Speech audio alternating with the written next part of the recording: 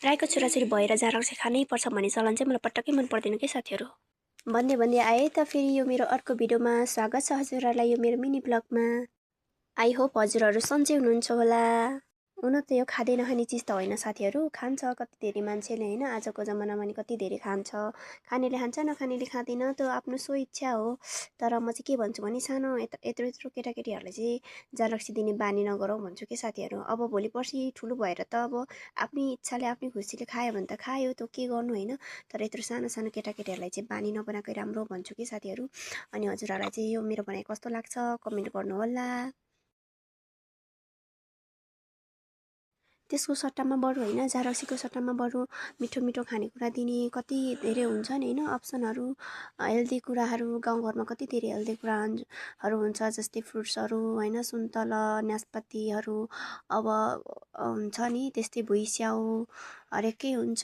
त्यसको सट्टाहरू बरु होइन बिस्कुटहरू यसो हल्का फुल्का, जङ्क फुडहरू त होइन, हल्का फुल्का दिन सकिन्छ।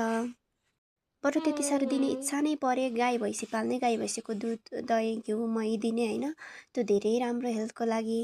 तर जाँड रक्सी नै चाहिँ किन के साथीहरू।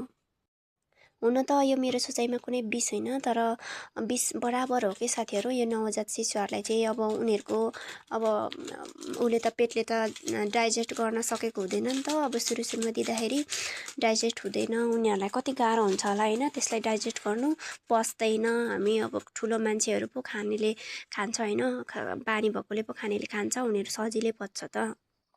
तर म चाहिँ भन्छु साथीहरू, सानो केटाकेटीहरूलाई चाहिँ बरु जाँड रक्सीको सट्टामा दुध दही घिउ मही सक्यो भने त दिनै, अब नसके त के भन्ने होइन। गाउँघरमा त्यस्तो उपलब्ध हुन्छ दिने के साथीहरू।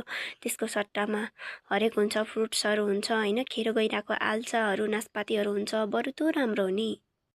मैले यो कुरा किन गरेछु भनेर साथीहरू छक्कै पर्नुभयो होला आज कि। अब म त मेरो दुईवटा नानीहरू छ नि त, नानीहरू छोडेर मेलापातमा जान्छु होइन। अनि सधैँ चाहिँ आएँ होइन, अनि आउँछु त घरमा हेर्छु त के पुरै नानीहरू जाँड खाएर। अनि मैले चाहिँ घरमा भनेँ, अनि त्यस पछाडि त्यसबारेमा हाम्रो एडभाइस भयो, केटाकेटीलाई जाँड रक्सी नदिउँ बरु अरू कुरा दिउँ भन्दै साथीहरू। आजको लागि यति नै, आजको मिनी ब्लगको लागि बाई बाई।